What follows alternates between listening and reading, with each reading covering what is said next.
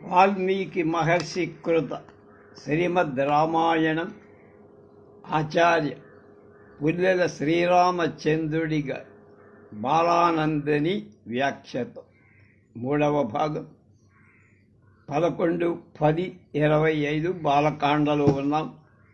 12వ శ్లోకం. ధర్మజ్ఞః సత్యసంధశ్చ ప్రజానాంచ హితే రతః యశస్వీ జ్ఞానసంపన్నః శుచిర్వశ్యః సమాధిమాన్. ధర్మజ్ఞః సత్యసంధశ్చ ప్రజానాంచ హితే రతః యశస్వీ జ్ఞానసంపన్నః శుచిర్వశ్యః సమాధిమాన్. ధర్మజ్ఞః అంటే శరణాగత రక్షణాది ధర్మాలు ఎరిగినవాడు.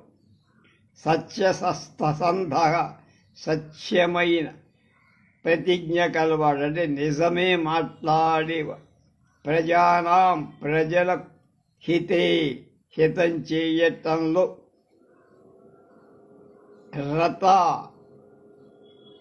రత అంటే ఆసక్తి ఉన్నవాడు. ప్రజాహితమే ఆసక్తిగా ఉన్నవాడు. యశస్వి గొప్ప కీర్తి ఉన్నవాడు. జ్ఞాన సంపన్న అన్ని విషయాలలో సంబంధించిన జ్ఞానంతో సంపన్నుడు అంటే శ్రీమంతుడైనవాడు. శుచి పరిశుద్ధమైనవాడు. వశ్య గురుజనులకు లొంగి ఉండేవాడు లేదా ఆశ్రితులకు అందుబాటులో ఉండేవాడు. సమాధిమాన్ ఆశ్రితులను ఎలా రక్షించాలో ఆలోచించేవాడు. తాత్పర్యం: శ్రీరాముడు శరణాగత రక్షణాది ధర్మాలు బాగా తెలిసినవాడు. చేసిన ప్రతిజ్ఞ నిలుపుకునేవాడు.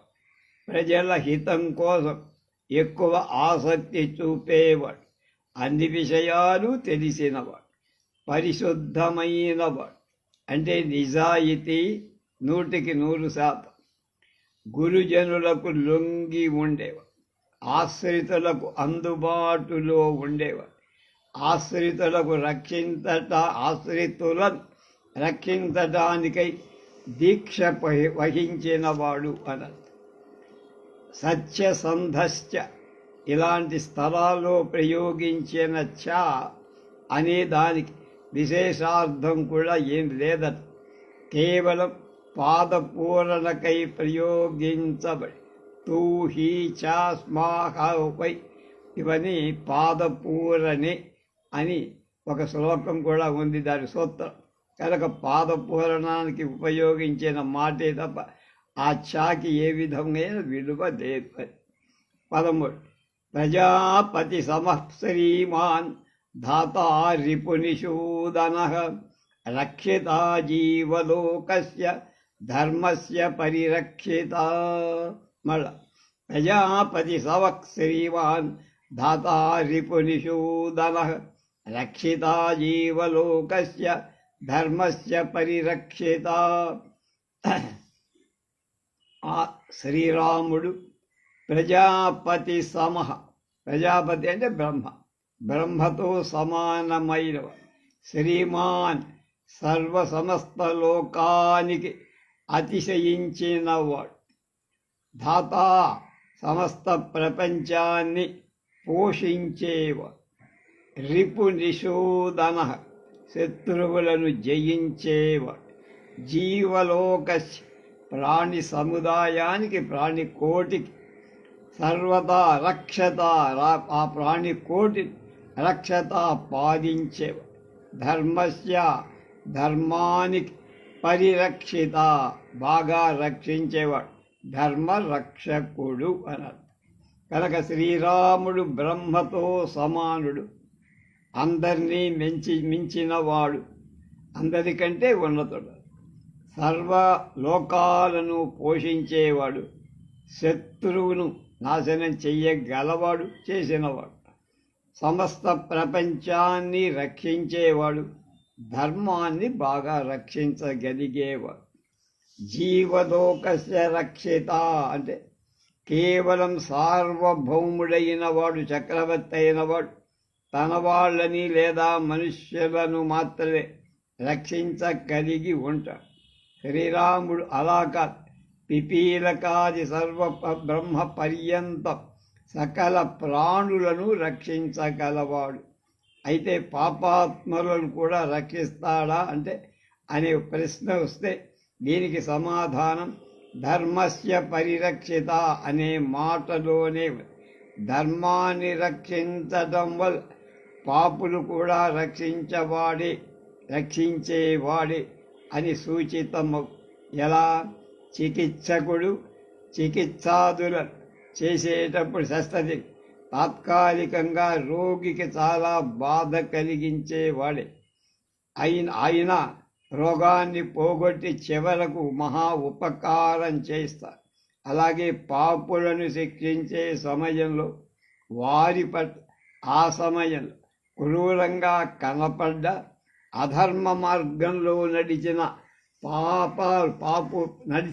పాపాలు చేస్తున్న ఆ పాపాత్ములను రక్షించి ఉద్ధరించటం చేత వాస్తవంగా వాళ్ళకి విశేష రక్షకుడవుతున్నాడని భావం. రక్షిత జీవలోకస్య అని ప్రారంభించి చెప్పిన ఈ విశేషాలు భగవంతుడి అవతార లక్షణాలు అని గోవిందరాజుల వారి వ్యాఖ్య. ఇవన్నీ పరమేశ్వరుడికి ఉండాల్సిన లక్షణాలు, కానీ ఇతరులకెవ్వరికి ఉండతగినవు కావని మహేశ్వర తీర్థుల వారి వ్యాఖ్య. 14. రక్షిత స్వస్య ధర్మస్య స్వజనస్య చ రక్షిత వేదాంగ తత్వజ్ఞో ధనుర్వేదే చ నిష్ఠితః. రక్షిత స్వస్య ధర్మస్య స్వజనస్య చ రక్షిత వేదాంగ తత్వజ్ఞో ధనుర్వేదే చ నిష్ఠితః. ఆ రాముడు స్వస్య తన యొక్క ధర్మస్య శరణాగత ధర్మం చేత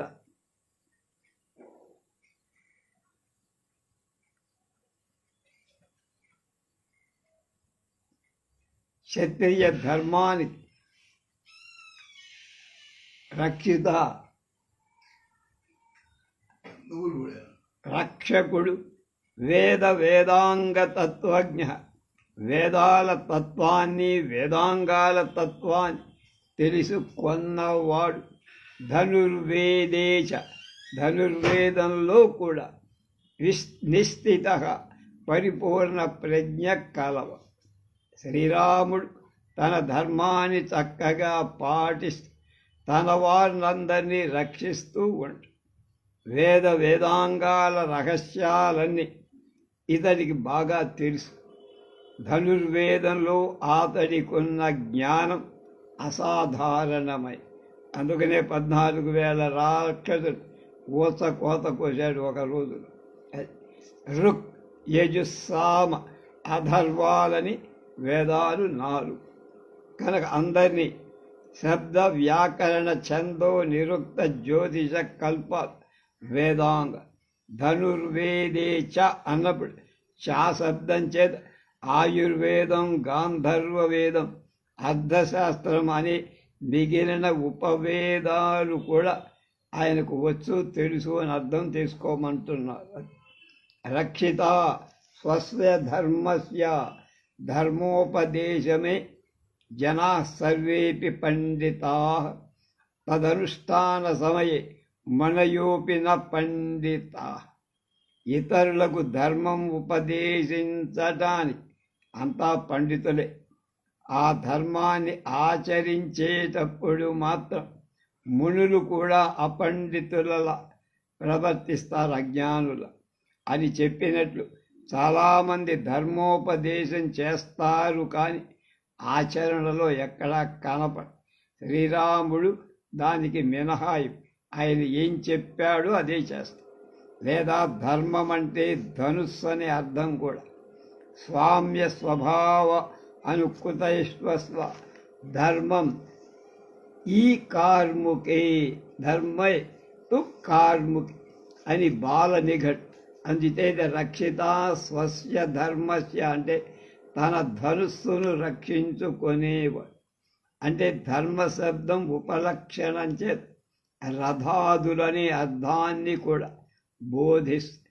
యుద్ధరంగంలో తన ధనుసును, రథాలను, సారథిని, గుర్రాలను, గొడుగులు, కేతనం జెండాని రక్షించుకోగలిగిన అతిరథ శ్రేష్ఠుడని భావం. లేదా శివధనుర్భంగం, పరశురామ పరాభవం మొదలైన లోకోత్తరాలైన కార్యాలు చేసి తన శ్రీనారాయణావతార స్వరూప ధర్మాన్ని రక్షించుకున్నాడని కూడా మనం అర్థం చెప్పు. స్వజనస్య చ రక్షిత, రక్షిత జీవలోకస్య అని చెప్పాడు. ఇందాకే చెప్పిన జీవలోక రక్షణం, స్వజన రక్షణ కూడా అంతర్గతమై ఉంది.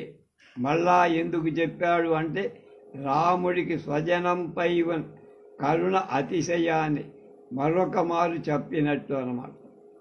బాంధవాదులను తిరస్కరించడం ప్రభువులకు సహజం. రాముడు మాత్రం అలా కాదు. అత్యాసన్నం పరిచ్ఛేద్య మునేర్దత్తంతు నిష్ఫల. చాలా దగ్గరగా ఉన్న ఆశ్రితుణ్ణి లేదా బంధువుని కాదని మునీశ్వరుడికి దానం చేసింది అది నిష్ఫలమే కదా. మళ్ళా చాలా దగ్గర ఉన్న ఆశ్రితులని, బంధువుని కాదని వాళ్ళ నోట్లో బెల్లం కొట్టి మునీశ్వరులకు దానం చేస్తే అది నిష్ఫలం. ఏం చేసుకుంటారు వాళ్ళు? కనుక అది శాస్త్రాన్ని అనుసరించి ఆశ్రిత బంధువులను విశేషంగా రక్షించేవాడు శ్రీరాముడు అన్నారు. 15 సర్వశాస్త్రార్థతత్వజ్ఞ స్మృతిమాన్ ప్రతిభానవాన్ సర్వలోకప్రియ సాధురవీనాత్మా విచక్షణ. సర్వశాస్త్రార్థతత్వజ్ఞ స్మృతిమాన్ ప్రతిభాననాన్ సర్వలోకప్రియ సాధురవీనాత్మా విచక్షణ.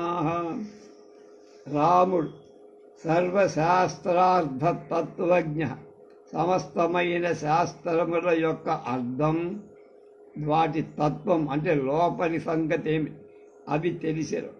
స్మృతిమాన్, జ్ఞప్తి కలవాడు. ఒకసారి చదివేసి వదిలేస్తే అది మర్చిపోడు, మళ్ళీ అది లోపల ఉంటుంది. ఎప్పుడు స్విచ్ చేస్తే అప్పుడు వస్తుంది.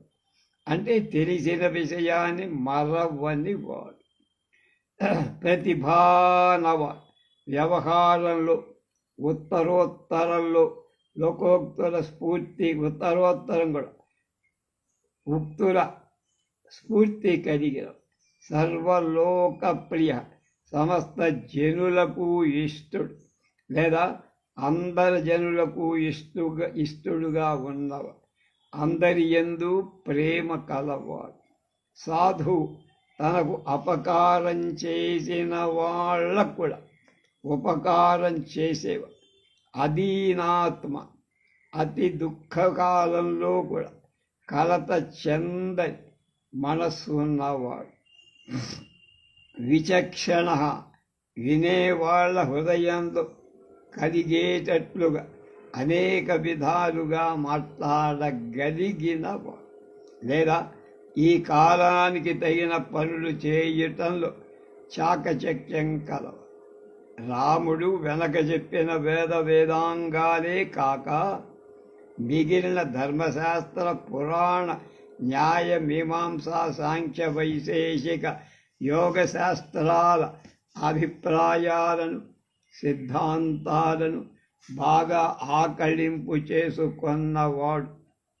తెలుసుకున్న విషయాలను ఏనాడు మర్చిపోడు. ఎప్పుడు స్విచ్ చేస్తే అక్కడ వచ్చేస్తాడు.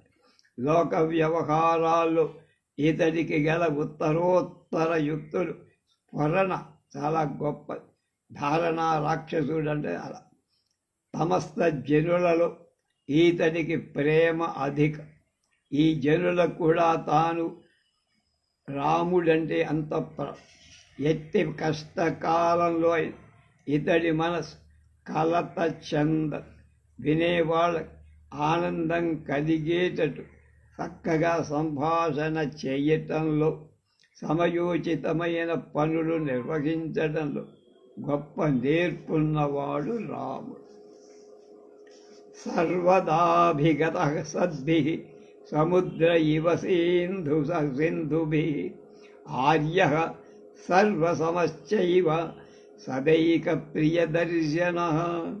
సర్వదాభిగతః సచ్చిత్ సముద్ర ఇవ సింధుభిః ఆర్యః సర్వసమశ్చైవ సదైవ ప్రియదర్శనః. ఆ రాముడు ఏ రాముడిని గురించి మొదలుపెట్టాడో ఆ రాముడు. సముద్రః సముద్రం, సింధుభిః ఇవ నదుల చేతలాగా, సద్భిః సత్పురుషుల చేత సర్వదా ఎప్పుడూ కూడా అభిగతః పొందబడింది.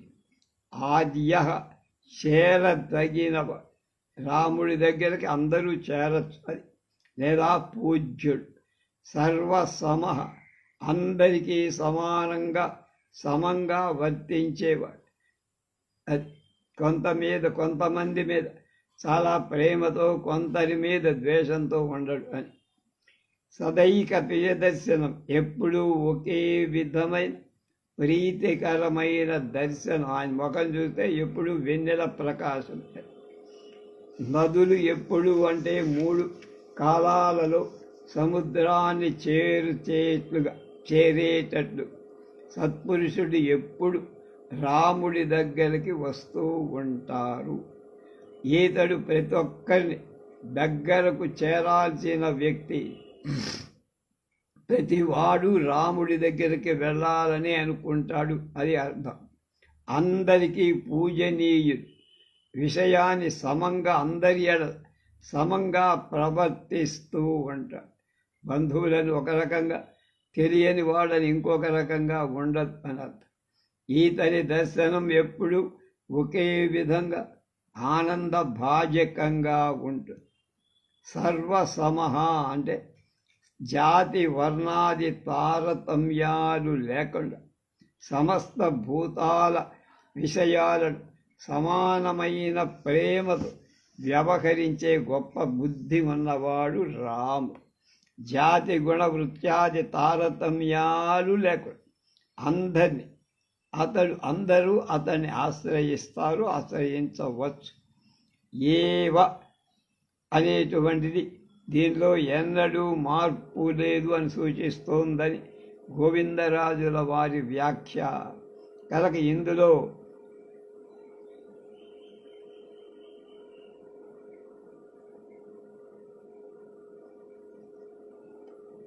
ఆద్య సమసమశ్చైవ అన్నాడు. ఆ ఏవ అనేటువంటిది అది శాశ్వతం, అది ముద్రేసినట్టే, మళ్ళీ అందులోంచి అంగుళం బెసగడే అని అర్థం. అది సర్వదా అంటం వల్ల సముద్రుని సేవించటానికి నదులు కాల నియమం ఏ విధంగా అక్కర్లేదో, రాముని సేవించడానికి భక్తులకి కాల నియమం అనేది అక్కర్లా. ఏ సమయంలోనే సరే గంట కొడితే వెళ్ళిపోవడం. అభిగత అనే శబ్దం చేత సత్పురుషులకు శ్రీరాముడే పరమ ప్రాప్తస్థ, ఆయనలోనే ప్రతివాడు కలిసిపోవాలనుకుంటాడు. కనుక అది సముద్ర సింధురివ అనే ఉపమానాలు నదులకు సముద్రం తప్ప వేరే గతి లేనట్లుగా, సత్పురుషులకు రాముడు తప్ప గత్యంతరం లేదు. తర్వాత 17వ శ్లోకం. నచ సర్వగుణోపేతః కౌసల్యానందవర్ధనః సముద్ర ఇవ గాంభీర్యే ధైర్యేణ హిమవానిన. నచ సర్వగుణోపేతః కౌసల్యానందవర్ధనః సముద్ర ఇవ గాంభీర్యే ధైర్యేణ హిమవానివ. కౌసల్య ఆనందవర్ధన, కౌసల్య యొక్క ఆనందాన్ని పెంచేవ సహచ ఆ రాముడే. సర్వగుణోపేత, అన్ని గుణాలతో ఉపేత అంటే కూడినవాడు. గాంభీర్యే, తన హృదయంలో ఉన్న దాన్ని బయటకు తెలియకుండా చేయటంలో. సముద్ర ఇవ, సముద్రుడిలాగా అంత గుంభనగా ఉంటాయి. ధైర్యేణ, ధైర్యం చేత. హిమవానివ, హిమవత్ పర్వతం వంటివా. కౌసల్య ఆనందాన్ని వృద్ధి పొందించడంలో ఈ రాముడే సకల గుణాలతో కలిగి ఉన్నాడు. గాంభీర్యంలో సముద్రం వంటివాడు, ధైర్యంలో హిమవత్ పర్వతం వంటి. ఈ మాటే తీసుకొని గాంధీ గారు చనిపోతే శ్రీశ్రీ ఏమన్నాడు? హిమాలయం మా హృదయ భారం, గంగానది మా హృదయ గతి అనేది అంటాడు. గాంభీర్యం అంటే తన హృదయంలో ఉన్న దాన్ని బయటికి తెలియకుండా ఉండడు. సముద్రుడు తనలో ఉన్న రత్నాదుల పైకి తీసేయకుండా ఉంటాడు. లోపలికి డైవింగ్ చేసి మునిగి అక్కడ ఏరుకుంటే దొరుకుతుంది. దుఃఖ కారణం ఉన్నా దుఃఖాన్ని పొందకుండటం అనేది ధైర్యం. ఆ విషయంలో రాముడు హిమవత్ పర్వతం లాంటివాడు. గిరయో వర్షధారాస్తు వ్యమావాన వివ్యదు అభిభూయమాన వ్యసనై యథా అధోక్షజ చేతస. ఎన్నో వ్యసనాలు వచ్చిన దుఃఖాలు, బాధ, విష్ణు భక్తులు ఏ విధంగా దుఃఖించరు అలాగే పర్వతాలు వర్షధారల చేత పీత కొట్టబడుతున్న దుఃఖించవు. వీళ్ళు దుఃఖించరు, పర్వతాలు అని చెప్పినట్టు వర్షాలు కురియట, పిడుగులు పడడం మొదలైన దుఃఖ కారణాలు ఉన్న పర్వతాలకు వ్యధ అనేది కలగదు. అలాంటి పర్వతాలన్నిటికంటే పర్వత రాజైనటువంటి హిమవంతుడున్నాడే,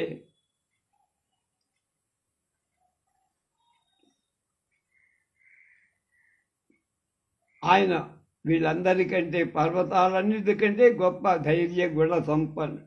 రాముడు ధైర్యం చేత అలాంటి హిమవంతుడితో సమానమైన వాడు అనేటువంటి గొప్ప అర్థాన్ని ఇక్కడ మనకి చెప్పారు. రేపు మిగతా విషయాలు.